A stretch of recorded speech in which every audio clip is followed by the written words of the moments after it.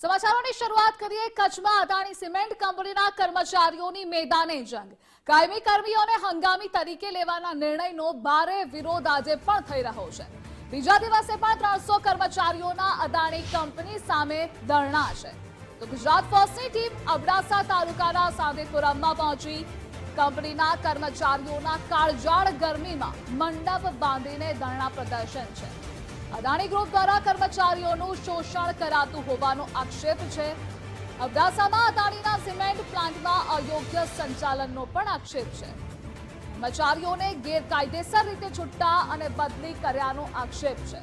તો વિરોધ કરી રહેલા 18 કર્મચારીઓને 48 કલાકમાં હાજર થવા નોટિસ પાઠવવામાં આવી છે। પેટા કોન્ટ્રાક્ટ એજન્સીના સુપર હેન્ડલર પ્રાઇવેટ લિમિટેડે નોટિસ ફટકારી। 48 કલાકમાં હાજર નહીં થાઓ તો આવાસ ખાલી કરવાની નોટિસ આપવામાં આવી છે। તો આખરે સવાલો પણ અનેક થઈ રહ્યા છે કે કંપની સામે હડતાલમાં ઉતરેલા કર્મચારીઓ સામે હવે નોટિસનું હથિયાર। શું અદાણી કંપની હવે હડતાળિયા કર્મચારીઓને આવી રીતે દબાવશે? શું હડતાળ કરનારા કર્મચારીઓ પાસેથી અદાણી એ રોટલો પણ છીનવશે? જાહેર જીવનમાં લોકોનું ભલું દેખાડતી અદાણી કંપનીની શું આટલી અવિવાસ્તવિકતા છે તે પણ સવાલ થઈ રહ્યો છે। અને આ મુદ્દે સંવાદદાતા કૌશિક જોડાયેલા છે। કૌશિક, આજે અદાણી સામે બીજા દિવસે પણ વિરોધ પ્રદર્શન કર્મચારીઓનું યથાવત છે। અમુક જેટલા વિરોધ કરી રહેલા કર્મચારીઓ છે તેને નોટિસ પણ પાઠવવામાં આવી રહી છે। જી ચોક્કસથી અબડાસા તાલુકાના સાંગીપુરમ ખાતે અદાણીના જે કર્મચારીઓ છે તેઓ હડતાળ ઉપર ઉતર્યા છે। એટલું જ નહીં, અદાણીના જે કર્મચારીઓ છે હડતાળ ઉપર ઉતર્યા છે તેઓ મંડપમાં બેઠા હતા ત્યારે તેઓને કંપનીના કર્મચારીઓ અને પોલીસની હાજરીમાં એવું કહેવામાં આવ્યું કે આ અદાણી હસ્તકની આ જમીન છે, જ્યાં તમે મંડપમાં નહીં બેસી શકો। અત્યારે સીધા દ્રશ્યોમાં જોઈ શકાય છે કે કંપનીના જે કર્મચારીઓ છે તેઓને તડકામાં ઊભા રહેવાની ફરજ પડી રહી છે। આટલી હદે અન્યાય થાય તે કેટલી હદે વ્યાજબી છે અને પોલીસને સાથે રાખી અને આ જે અદાણીના જે કર્મચારીઓ છે કે અદાણીના જે કર્મચારીઓ છે તેઓને જે હટાવવામાં આવે તે બાબત યોગ્ય કહી શકાય નહીં। અને છેલ્લા અત્યારે 2 કલાકનો જેટલો સમય થઈ ગયો છે અને આ કર્મચારીઓને હટાવવામાં આવી રહ્યા છે, જે બાબત યોગ્ય કહી શકાય નહીં। ત્યારે અહીંના જે કર્મચારી છે તેમની સાથે વાત કરશું। આપ મંડપ में बैठे थे, आपको हटाया गया, क्या कहेंगे?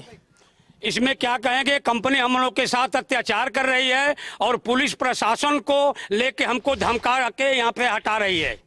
यही हमारा कहना है शासन प्रशासन और मीडिया वालों से और यहाँ गुजरात सरकार से कि हमको न्याय दिलावे। इस मुद्दे पर हम लड़ने के लिए तैयार हैं, हद से पार जाने के लिए तैयार हैं, लेकिन हमको इंसाफ मिलना चाहिए। हमको इंसाफ मिलना चाहिए, आप क्या कहेंगे? हमको इंसाफ मिलना चाहिए। अभी पुलिस के साथ में मंडप पे बैठे थे, उसको बाहर कर दिया, बोला कंपनी की जमीन आप बाहर जा सकते हैं। तो अभी हम कहाँ जाएं? 8 में से ऐसे तो हम प्रताड़ित हैं और अभी अब हम क्या करें? मंडप पर बैठे थे तब आपको उठाया गया, क्या कहेंगे?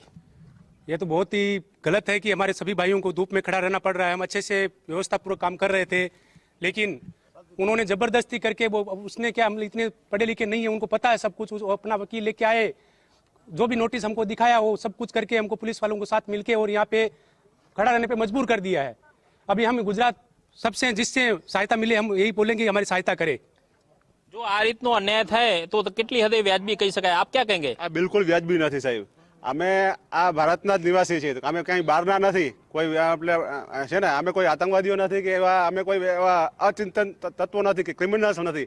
અમે અમારી માંગણી કરીએ છીએ, અમારા હકો માગીએ છીએ, તો એ હકોને ના દેવા પડે એના માટે પોલીસ પ્રશાસનને ભેગો લઈને અમને આ કાલે બી અમારા એવા વ્યક્તિઓ છે કે આગળ ગયા છે કે જેમને અત્યારે ચક્કર આવે છે, જેમને ગઈઢા લોકો બી છે, એ ચાલી નથી શકતા। અમે 16 કિલોમીટર ચાલી જાય છે। અદાણી દ્વારા અન્યાય કરવામાં આવી રહ્યો છે તેવો કર્મચારીઓનો આક્ષેપ છે, આપ क्या कहेंगे? સાહેબ હવે તો હદ થઈ ગઈ છે। અમે હમણાં તંબુમાં બેઠા હતા તો હમણાં અમને પ્રશાસન આવીને પોલીસ પણ આવીને બધાએ કીધું કે અહીંયાથી નીકળી જાઓ। હું જાડેજા ભાણજીપા છું, અહીંયાનો વતની છું, 25 વર્ષ ત્યાં હું કામ કરું છું અહીંયા। આજે અમે જ્યારે કામ કરતા હતા 48 કલાક કામ કર્યો છે અહીંયા, ત્યારે અમે સારા હતા અને હવે અમને આ અદાણી આવી ત્યારે અમે ખરાબ થઈ ગયા, બરાબર? તો આ જમીન છે ને એ સરકારી જમીન છે, તો બસ સ્ટેશન કોનું છે? આ સરકારી છે ને, તો બસ સ્ટેશનની બાજુમાંથી કેમ અમને હટાવે? તમને આજે હટાવવામાં આવ્યા છે, શું કહેશો? આ અમારે હકની લડાઈ છે. જ્યાં સુધી અમને હક નહીં મળે ત્યાં અમે લડતા રહીશું. અમે હા, અમારી હકની લડાઈ છે. જ્યાં સુધી અમને હક નહીં મળે ત્યાં સુધી લડતા રહીશું. અમે 25 વર્ષથી 20 વર્ષથી કામ કરીએ છીએ, ઈમાનદારીથી કામ કરીએ છીએ. આ ઈમાનદારીનો આ અમને ફળ મળવાનું હતું. તમે શું કહેશો? हम लोग शांति से मंडप में बैठे थे तो हमको लोग को परेशान किया गया. कल भी मतलब हम लोग को यहाँ से हटाया गया और कल हमको 3 किलोमीटर दूर जाना पड़ा. इसके बाद इन्होंने फिर आज वकील को बुलाया है और जमीनी तौर पे बोलते हैं हमारा है, लेकिन ये क्लियर बताते नहीं. पुलिस वाले आके हमको परेशान करते हैं. गुजरात सरकार से ये हमारा अनुरोध है कि हमारा हेल्प करे. जितने भी साहब लोग हैं. आप क्या कहेंगे? अभी आत्मविलोपन की परिस्थिति आ गई है सर. अभी ऐसा है कि हम हमारे आदमी कितने परेशान है. अभी आत्मविलोपन करेगा. इस कंपनी को 2-2 घर पाल रहे हैं एक आदमी. वो ये कंपनी को पता नहीं है क्या? हमारी सुने है कुछ, हमारो सांभळे, हमारा कच्ची भाई सांभळे. आ છે પરિસ્થિતિ. આ અન્યાય છે, અન્યાય અત્યાચાર છે. કોઈનું સપોર્ટ નથી અમને. આ કંપની અમારા ઉપર અત્યાચાર કરે છે. અમને રાતના નીંદર નથી આવતી અમને. આજે અમે 2-4 દી અમારા હાઈ બીપી મારી પ્રોબ્લેમ છે. 195 હાઈ બીપી થઈ જાય છે. અને ઘર ખાલી કરવાની નોટિસો બધા ઘર ઉપર જેટલા ટ્રાન્સફર થયા છે એના ઘરના ઉપર નોટિસો લગાડવામાં આવી છે. અત્યારે આ જે કર્મચારીઓ છે તેઓના આંખમાં આંસુ જોવા મળી રહ્યા છે. તેમ છતાં જો કંપની દ્વારા નિરાકરણ કરવામાં ન આવે તો તે બાબત અત્યંત શરમજનક કહી શકાય તેમ છે. અત્યારે આવા અનેક કર્મચારીઓ છે કે જેઓનો પરિવાર છે, જેઓ દૂર દૂર સુધી આવે છે અને તેઓને જો અન્યાય થતો હોય તો તે બાબત યોગ્ય કહી શકાય નહીં. આ બાબતે સત્વરે નિરાકરણ કરવામાં આવે અને કચ્છના જે રાજકીય નેતાઓ છે તે ઊંઘમાંથી જાગે તે એક પ્રશ્ન લોકમુખે ઊભો થવા પામ્યો છે. જી કૌશિક, જેટલા પણ કર્મચારીઓ વિરોધ કરી રહ્યા છે, જો કે કૌશિક જોડાવા બદલ આભાર આપનો, તો વિરોધ પ્રદર્શન હજુ પણ યથાવત છે.